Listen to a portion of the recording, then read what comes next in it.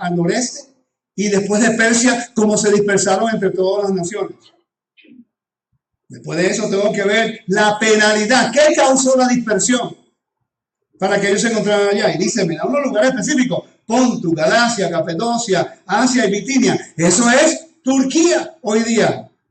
En Asia Menor, Turquía. ¿Cómo llegaron los hebreos allí, pues? Eso es otro estudio regionales, históricos, geográficos. ¿Quiénes los movieron? ¿Por qué los movieron? Porque llegaron y estuvieron allí. ¿Han podido estudiar ustedes las leyes romanas y cómo se ejecutaban en Asia Menor? ¿Y por qué el judío tenía unos tipos de how do you say this? They have some privileges. Tenían privilegios que los israelitas no tenían. Por ejemplo, durante el Imperio de Roma, César había hecho un decreto de que los judíos podían tener servicios en las sinagogas solamente. Ellos no se podían reunir en las casas. Ellos no se podían reunir en cualquier lugar. Tenían permiso del gobierno de reunirse en sus sinagogas, guardar las fiestas en sus sinagogas. En el agora como el mercado, había un lugar específico que se les permitía tener comida kosher. Unos animales matados de la forma prescrita y no dedicados a los dioses, sino dedicados a los indios de Israel. Se era permitido a los judíos enviar el medio ciclo que se pagaba al templo todos los años. Había unas leyes que se les permitían. Si entendemos eso, entonces vamos a entender por qué Pablo era perseguido en el Imperio Romano. Porque ellos fueron exiliados de las sinagogas, se tenían que reunir en las casas y eso era en contra de la ley romana. Entonces, si el gobierno romano estaba viendo que Pablo se está reuniendo en unas congregaciones con unos gentiles y el gobierno sabe que le está enseñando la Torah en otro lugar, la sinagoga pierde los derechos. Y por eso fue que había problema en todo esto. ¿Me están siguiendo? De repente ahora el Nuevo Testamento toma un nivel completamente de entendimiento, ¿verdad? Mire, hermano, mire, se encuentra lo que es culto imperial. El rol de culto imperial en el primer siglo. ¿Ok? Y es importante entender lo que es culto imperial. Porque a Yeshua vinieron los herodianos y le dijeron, ¿a quién tú le pagas impuestos? Ellos hicieron esa pregunta con un propósito. Tiene que ver con el gobierno, porque Herodes estaba sirviendo a César. César se convirtió en el patrón. En vez de César servir al Dios de Israel, estaba sirviendo al Dios de los romanos. Y los herodianos querían hacer caer a Yeshua. Yeshua les respondió muy sabiamente. ¿Están conmigo, verdad? ¿Me están siguiendo? Entonces, hermanos, ¿cuántos están de acuerdo que hemos aprendido cositas nuevas hoy? ¿Verdad que es bueno aprender cosas nuevas? Entonces, ¿por qué, hermano, nos enfocamos de sacarles, como decimos en Puerto Rico, 5 patas al gato? En Puerto Rico decimos eso, le saca 5 patas al gato. La gente se enfoca en las cosas tan insignificantes, haciendo así. Son lentes, pues, tienen una función, sea negro, sea blanco, sean bifocales, lo que sea. Te lo ponen, voy a ver, pero la prescripción mía es diferente a la suya. Entonces nos vamos a poner a discutir de que no, mis lentes son mejores que los tuyos y los mejores que los de usted. Cuando no tiene lógica porque usted tiene una situación diferente a la mía. Pero la función de los lentes es la misma. ¿Me está siguiendo? La función de la Biblia es la misma. Pero nos enfocamos en las traducciones, pero no sabemos el contexto. Y peleamos. No, yo en mi congregación leo esta traducción porque es la más correcta. Ok, pues vamos a Hebreos capítulo 9. Vamos a ver. Hebreos capítulo 9.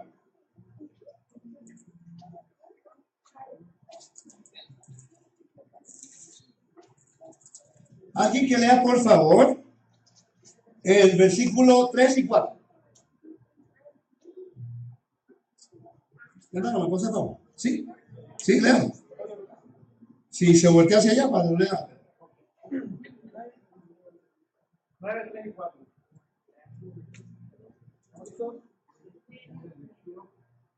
Entonces el segundo velo estaba en la parte del templo llamada el lugar santísimo. Lee el 4 suave, ¿ok? El cual tenía un incensario de oro. Ok, paren allí. ¿Cuánto de su Biblia dice altar de incienso? Levante su mano. ¿Cuánto de su Biblia dice altar de incienso de oro? Levante su mano, por favor. ¿Cuántos de ustedes dicen incensario de oro? ¿Cuántos de ustedes? Necesito su participación, hermanos. ¿Cuántos? Levanten sus manos. ¿Cuántos de su Biblia dicen altar de incienso de oro? Levanten su mano. Solamente ciertas personas trajeron su Biblia. Ok, vamos, necesito su cooperación porque quiero hacer un punto. ¿Cuántos de su Biblia dice altar de oro? Ok, ¿cuántos dice el incensario de oro? Ok, son dos cosas diferentes. ¿Por qué tienen dos diferentes interpretaciones allí?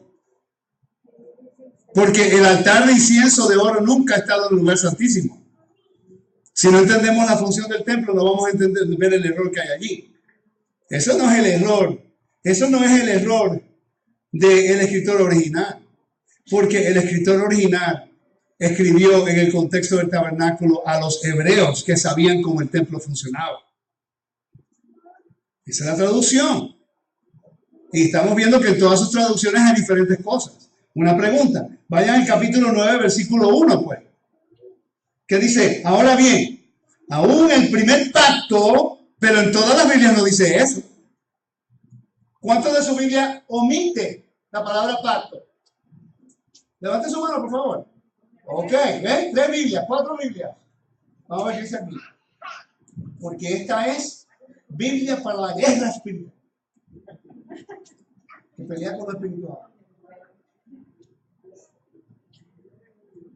Hebreos, capítulo 9, 1. A ver qué dice acá. Dice, aquí dice primer pacto. Pero en todas las Biblias dice eso. ¿Sabían ustedes que la palabra pacto no aparece en el griego? En el texto Risatus no aparece. Fue añadida. En inglés está italizada. Vamos al capítulo 8, versículo 7, por favor. No, sí, el mismo libro, el mismo Hebreos. Mira qué interesante. En esta versión, que es la versión Biblia del Estudio, Salud de Vida, Reina Valera 60, y estoy leyendo esta también, que es Reina Valera 60, aquí debe decir lo mismo, que en el capítulo 8:7 dice, porque si aquel primero había sido sin defecto, pero no toda la Biblia lee igual. En alguna Biblia dice, porque si aquel primer pacto, ¿cuántos de ustedes dicen primer pacto? Ok. Entonces, si dice primer pacto, las personas están pensando que tiene que ver con la Torá. Y por eso que todos los bautistas utilizan este versículo para decir que la ley había sido abolida. Cuando en realidad la palabra pacto ha sido italizada también en inglés y no aparece en el griego. Entonces, en la Reina Valera 1960 no aparece la palabra pacto. Lee de esta forma, si aquel primero hubiera sido sin defecto, ciertamente no se hubiera procurado lugar para el segundo. Obviamente, usted no sabe cuál es el primero ni el segundo. ¿Verdad que no? Pero si le añade la palabra pacto, porque si abre el primer pacto, las personas piensan que no hubiera procurado para el segundo. Cuando Yeshua vino, y ahí viene entonces el nuevo pacto. Y la gente dice, viste, la ley ya pasó. Cuando la palabra pacto no aparece en el griego, y en todas las Biblias en español aparece la palabra pacto tampoco. ¿Están viendo la confusión? Entonces, quiere decir que hasta la Biblia en español, no es que la Biblia no está correcta, sino que si entendemos el contexto del libro de Hebreos, no importa la palabra que le añada o no. Porque en el versículo 1 del capítulo 8 te da el contexto de todo el capítulo. Pero recuerda que a nosotros no se nos enseña capítulo por capítulo o libro por libro, sino versículos aislados. Recuerden, la metodología es diferente. Por eso es fácil engañarnos. Ok, entonces dice, ahora bien, el punto principal de lo que venimos diciendo. Wow, este es el capítulo 8. Quiere decir que tienes que leer el capítulo 1 al 7 porque de lo que vinieron diciendo. ¿Me está siguiendo? Y dice que tenemos tal sumo sacerdote, el cual se sentó a la diestra del trono de la majestad de los cielos. Entonces quiere decir que está hablando acerca del sumo sacerdocio. Pero muchas personas dicen que el libro de Hebreos es en referencia al sistema levítico. Pero no es lo que el libro de Hebreos te está diciendo. Repitan conmigo. Todos los sumos sacerdotes son levitas, pero no todos los levitas son sumos sacerdotes. Todos los puertorriqueños, no tienen que repetirse, son ciudadanos americanos. Oigan, todos los puertorriqueños somos ciudadanos americanos. Somos una conciudadanía. ¿Ok? 1898 fuimos adquiridos en la guerra hispanoamericana en conjunto con Hawái, las Filipinas, Cuba y Puerto Rico. ¿Ok? Entonces, todos los puertorriqueños tenemos ciudadanía americana, pero no todos los americanos son puertorriqueños. En realidad, la puertorriqueñidad que tenemos es por cultura, porque en realidad, la realidad es que no que tenemos una nacionalidad puertorriqueña, porque somos ciudadanos americanos. Esa es la verdad. Es una identidad de cultura. ¿Ok? Entonces, ¿cómo era que se dividieron los sacerdotes de los levitas? ¿Cómo ellos podían, ¿de qué línea venían los sumos sacerdotes? De Aarón. Ok, perfecto. ¿Cuántos hijos tenía Aarón? 4. 2 de ellos mueren, ¿no? Ok, 2 de ellos quedaron. Itamar, Eliezer. ¿Está teniendo sentido el tema? Hermanos. Estoy brincando lugar a lugar para probar un punto. Para enfocarnos lo mucho que todavía tenemos que aprender. Todos. ¿Ok? Yo he aprendido más acerca del libro de Génesis. Llevo 20 años estudiando Génesis. Pues todos los años tengo que repetir. ¿Ok? Yo he aprendido más los últimos 6 meses del libro de Génesis que los previos 19 años. Yo continuamente sigo aprendiendo. Eso no solamente con ustedes, estoy verificando información. Así que no pensemos que sabemos todo después de 2 años de raíces hebreas. Estamos aprendiendo, ¿ok? Todos estamos aprendiendo. Yo soy estudiante igual que ustedes. Y estoy compartiéndoles la metodología para que vean lo mucho que todavía tenemos que enfocarnos. Entonces, no olvídense de criticar a los hermanos cristianos, hermanos. ¿Por qué estamos criticando a unas personas que en su conocimiento lo único que saben en eso es lo que estamos siguiendo la metodología de la teología de la denominación? Ellos están siendo fieles a lo que conocen.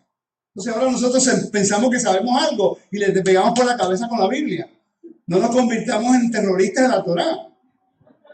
Ok, vamos a compartir a lo que estamos estudiando con ellos y que el Espíritu Santo haga lo que siempre tiene que hacer, llevarlos a convencerlos. Yo no estoy aquí a convencer a nadie, pero a mí me extraña de que si una persona dice que conoce al Mesías y de repente no entendemos el contexto de la cultura en la cual el Mesías vivió, hay un problema en eso. ¿Ok? Entonces estamos leyendo aquí que ahora tenemos Eliezer e Itamar. Son 2 hermanos. 2 hermanos. Ellos son levitas. Pero los levitas vinieron de Leví.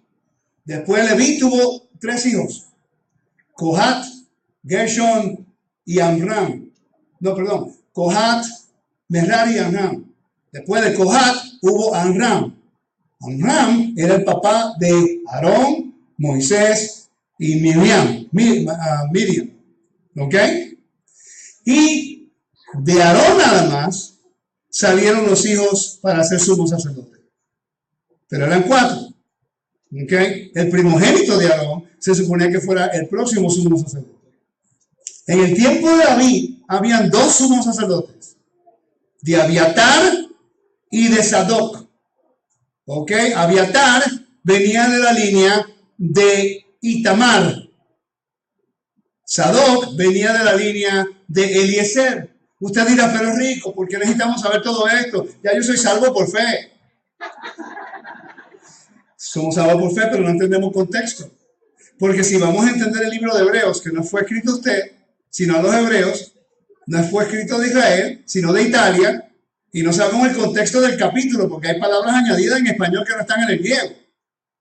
No sabemos el tiempo del año que fue escrito tampoco. Entonces, no creo que es justo tener una opinión de algo que no conocemos.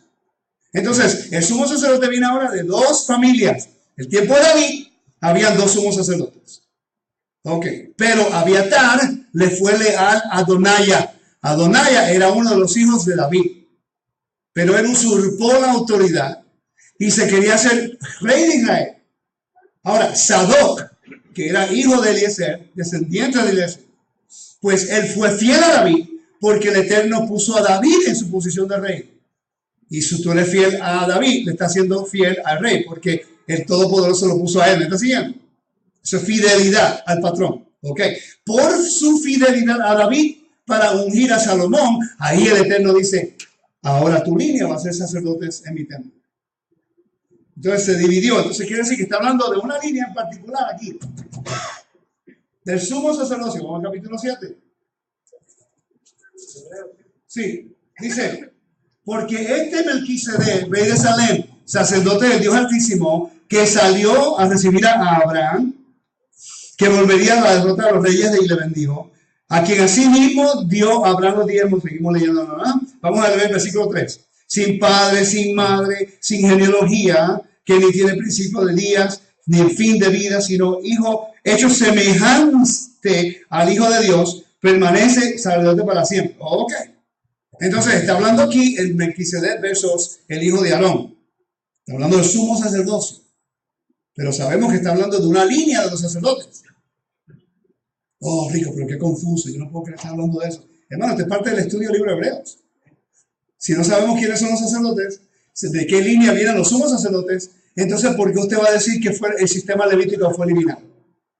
Cuando el contexto del capítulo tiene que ver con el sumo sacerdocio. ¿Por qué este versículo habla de esa forma? Sin genealogía, sin padre, sin madre. Yeshua tenía madre. El Padre Celestial. Pero la madre fue María. ¿Sí o no? Entonces tuvo un tipo de genealogía, ¿no? Ahora, el padre no fue José, fue el Todopoderoso. Pero está hablando de lo que es la línea de Aarón, el sumo sacerdote, versus Yeshua en la semejanza de un sacerdocio celestial. Porque el libro de Hebreos dice que Yeshua vino en la similitud de Melquisedec. No te está diciendo que él es Melquisedec. Está en el libro de griego, en el libro de Hebreos. Similitud, imagen. ¿Ok? Entonces el contexto es que la línea de Aarón, por la muerte, porque muere, y después cuando uno muere, el primogénito de ese hijo toma el sumo sacerdocio. ¿Cuántos de ustedes no estaban al tanto de esta información? Solamente 3 o 4, ya todos los demás no sabían. Ok, entonces, cuando lean el libro de Hebreos de nuevo, consideren toda esta información antes de terminar con una conclusión. Porque cometemos un error. Otra cosa, vamos a Apocalipsis capítulo 8 de nuevo. Termino en 5 minutitos, ¿ok?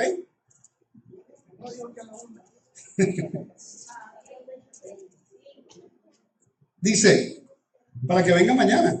¿Me está pasando bien, mi hermano? Mire, la idea de esto, mi hermana, ¿cómo se llama? Esther. Ok. Mire, mi hermana Esther. Porque como usted por primera vez quería que conociera más o menos la metodología. La idea de esto no es cuestionar la salvación de la persona, porque yo no puedo hacer eso. Solamente el Eterno es el que cuestiona y el que puede determinar quién es y quién no. Ahora, yo reconozco los hijos y las hijas del reino basados en su fruto. Lo que yo quiero hacer es tratar de enfocarnos en las cosas que nos pueden ayudar para entender el contexto de lo que llevamos leyendo. Por eso yo no los traje acá. Hermanos, si no estamos entendiendo el libro que nosotros hemos sido criados, nuestra fe espiritual, ¿cómo nosotros vamos a entender el principio de la Biblia? ¿Me están siguiendo? Y yo lo que quiero es crear en sus mentes, porque yo no sabía eso. Llevo viendo la Biblia toda mi vida. Y no quiere decir que usted no quería aprender, sino que no era su área de enfoque. Y ahora queremos compartir otras áreas para ayudar a nuestra vida espiritual a que pueda levantar nuestro nivel de entendimiento. Y así ahora decimos, gracias Padre, porque ahora entiendo más detalladamente. Mientras más entiende, más responsabilidad. Y después que sabe algo, no hay excusa.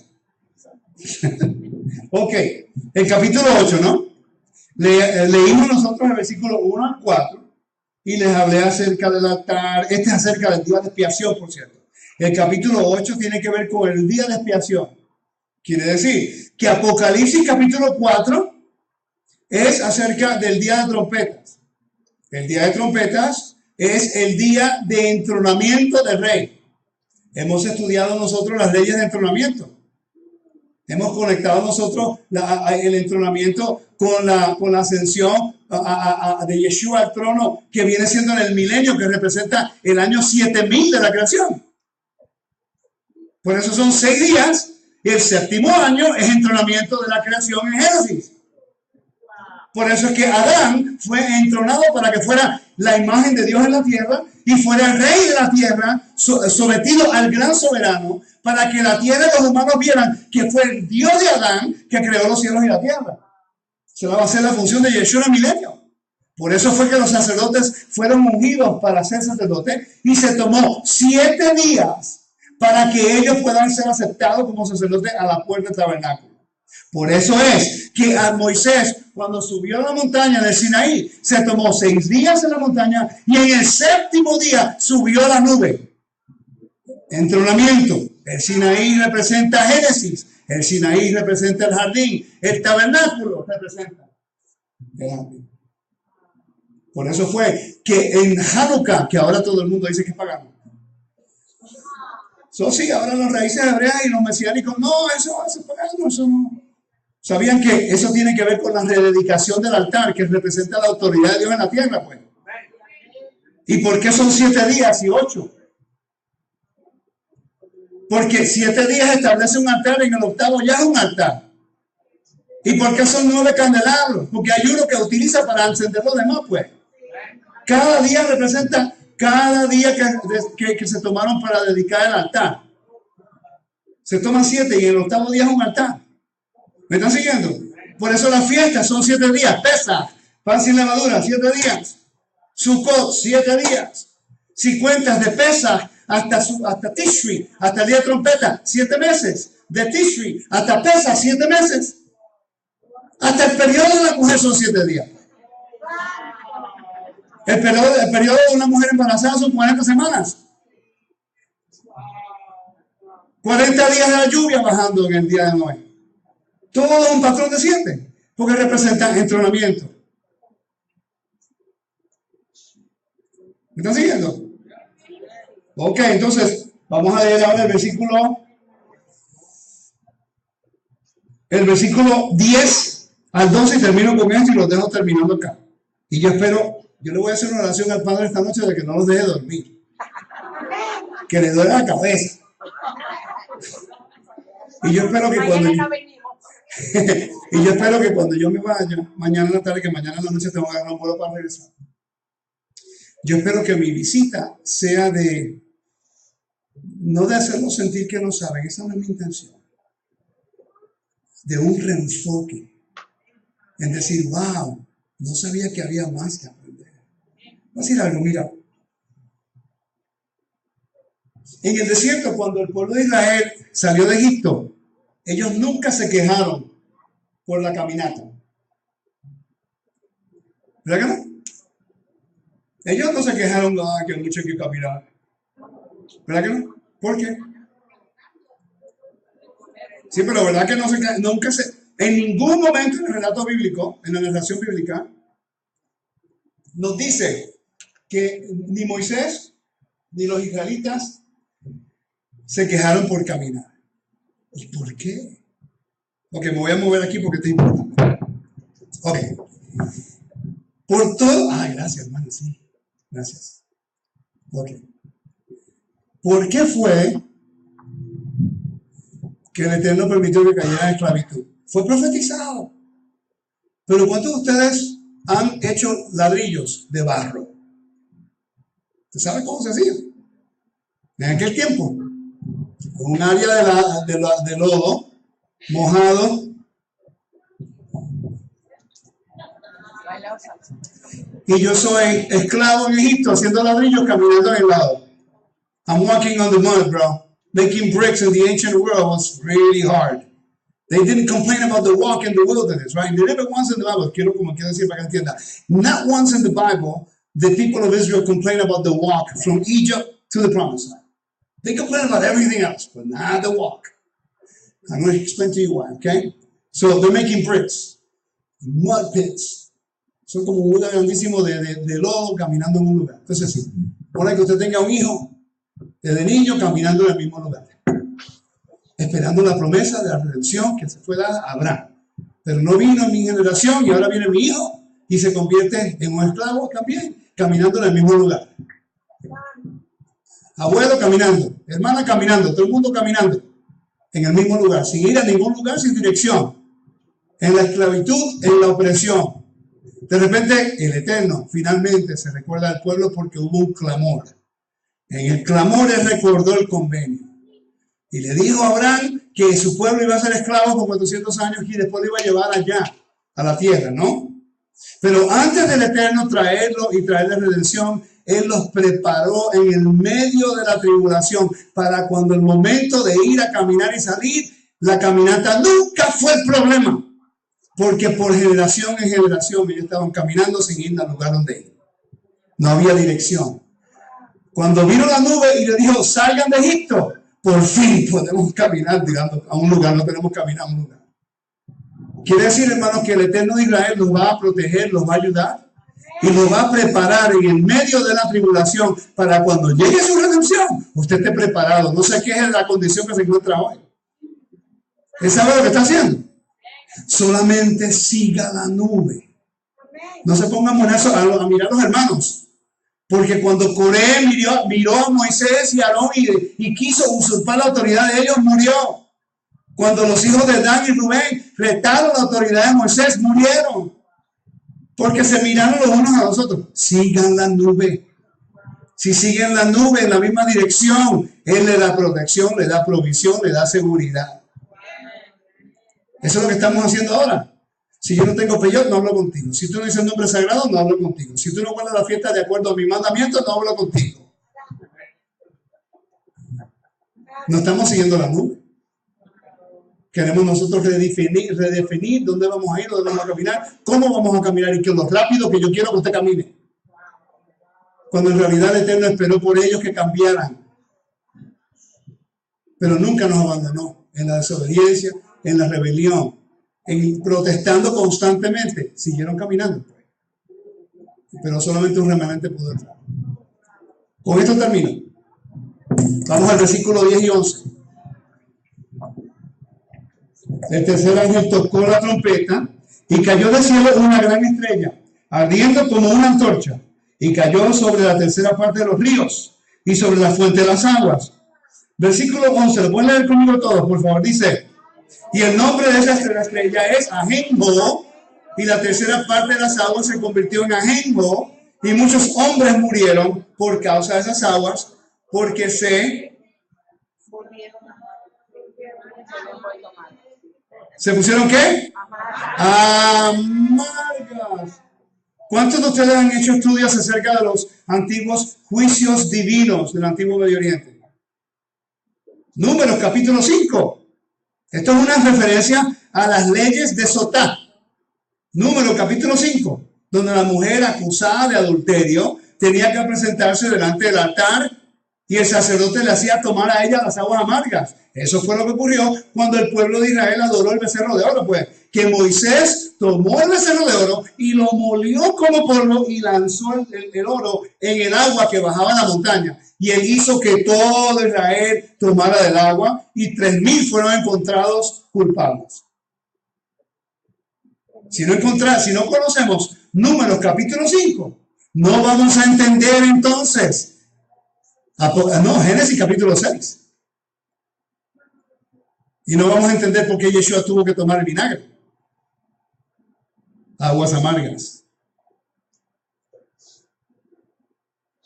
Cuando él murió, no le dieron una esponja con aguas amargas. Y después dice, inmediatamente él murió. ¿Por qué? Porque él tomó la afrenta de Israel como la mujer adúltera. Él tomó el lugar de la mujer adúltera. Y cuando tomó las aguas amargas, murió. No porque él era culpable. Por eso es que el libro de Apocalipsis, después de esto, habla acerca de la mujer de Babilonia, que fornica, causa montada en un animal, en la bestia. El capítulo 4, el día de trompetas. El capítulo 5, 6 y 7, es hablar del entronamiento de un rey.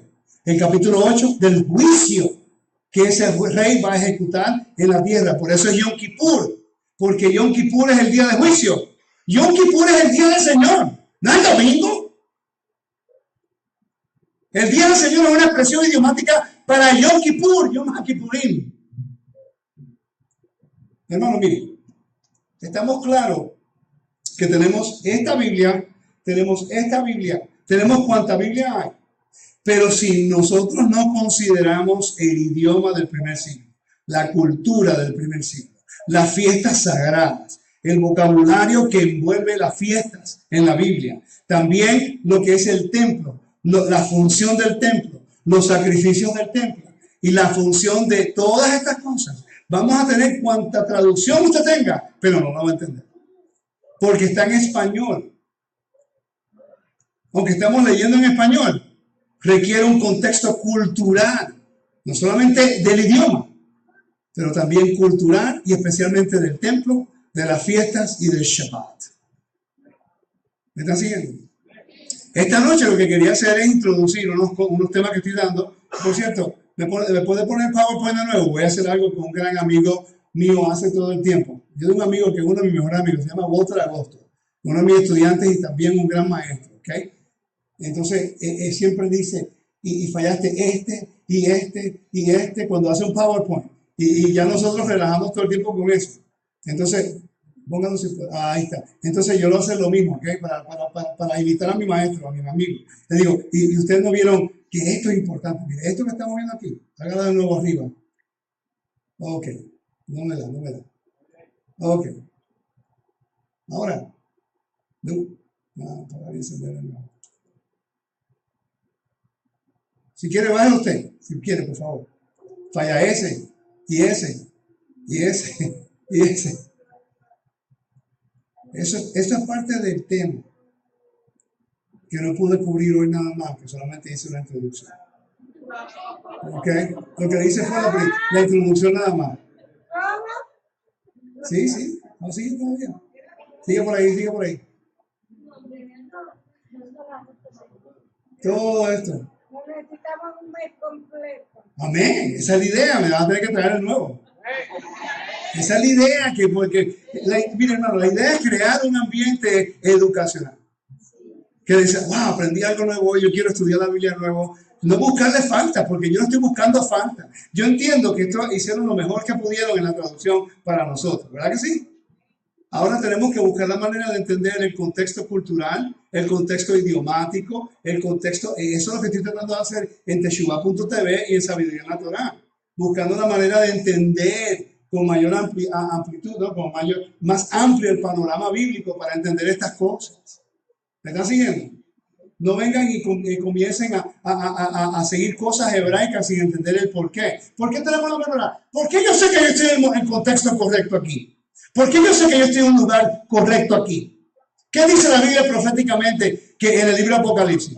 Las siete iglesias del Apocalipsis, ¿qué tenían en común? ¿Qué tenían en común? La menorá, exacto. Y estamos viendo ahora la menorá. ¿Pero qué representa la menorá? Si entendemos lo que representa la menorá, vamos a entender por qué el velo se rasgó. Pero después tenemos que entender cuál de los 4 velos era, porque eran 4 velos que había en el templo. Pero todo el mundo dice que fue el velo del lugar santísimo. En ningún lugar la Biblia dice eso. Entonces, si entendemos cuál velo se rasgó, vamos a entender por qué tenemos una menorá aquí. El velo representa el cielo, porque el velo estaba diseñado como el cielo, como la Vía Láctea. Josefo nos dice eso. Cuando se rasgó, era el mensaje simbólico, metafórico, que el Eterno está diciendo, ahora a través de Yeshua, yo puedo regresar a mi pueblo, a Edén, para que coma del árbol de la vida, porque la menorá estaba diseñado como un árbol del almendro. Por eso que la vara de Moisés era de almendro. ¿Me está siguiendo? Entonces la idea de estos estudios es para que nosotros podamos complementar lo que ya sabemos y para reconocer que todavía no sabemos nada. Ninguno de nosotros sabemos nada. Estamos caminando en el desierto y estamos peleando los unos a los otros en vez de seguir la luna. Que el Eterno los bendiga y los guarde. Y yo espero que esta noche haya sido retado de una forma positiva a aprender cosas nuevas, y si quieren continuar estudiando conmigo, por favor, vayan a Teshuvah.tv, ¿ok? O si hablan inglés, les recomiendo mi página en inglés, wisdomintorah.com. And in Wisdom and Torah I have over 400 teachings. Y tengo un yeshiva allí también.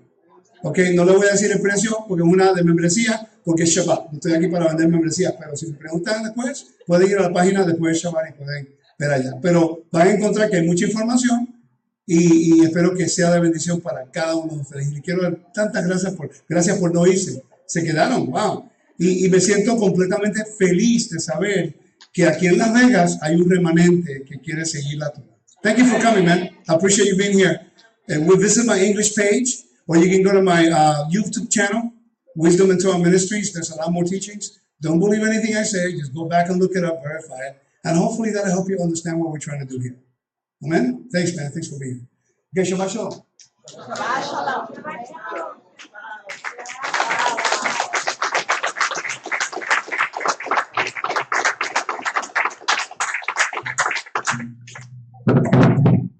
Wow, speechless.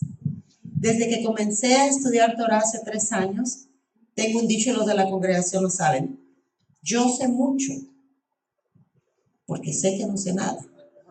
Eso lo he venido diciendo yo. Yo sé mucho porque sé que no sé nada. Pero hoy me doy cuenta que con letras mayúsculas yo no sé nada. Nada. Convictada, desafiada, o sea, inspirada. Gracias. Muchas gracias, toda Rabá, porque la verdad que wow, yo tengo mi hija que tuvo una cirugía oral, ella me necesita en casa, un par de veces me texteó, mamá, por favor, ven, pero es como que wow, estoy alimentando mi alma ahorita. Hermanos, el día de mañana vengamos, no nos quedemos, sabemos que lo podemos ver por YouTube, es la manera que yo he aprendido con él por YouTube, pero qué lindo poderlo tener aquí, quizás mañana le podamos hacer preguntas. Tenemos mucho que aprender, hermanos, porque no es asunto de jalar a la gente, ven, sígueme. Yo antes le decía a la gente, ven, vamos a estudiar Torah, esto y lo otro, pero ahora sé que me tengo que preparar más, tenemos que prepararnos, tenemos que entender tantas cosas que no sabemos. Yo no me considero maestra, me considero alumna, pero ahora sí, siempre digo estoy en el kinder, ahora no sé cuál es el grado más abajo del kinder. Pero bueno, vamos a ponernos de pie, vamos a darle gracias al Eterno por la vida de nuestro hermano Rico. En este momento nos despedimos de nuestros amigos de Facebook, nos despedimos de Arca de Adonai allá en Puebla, de Arca de Adonai en San Pedro Sula, Honduras también. Gracias por estar conectados y todos nuestros hermanos.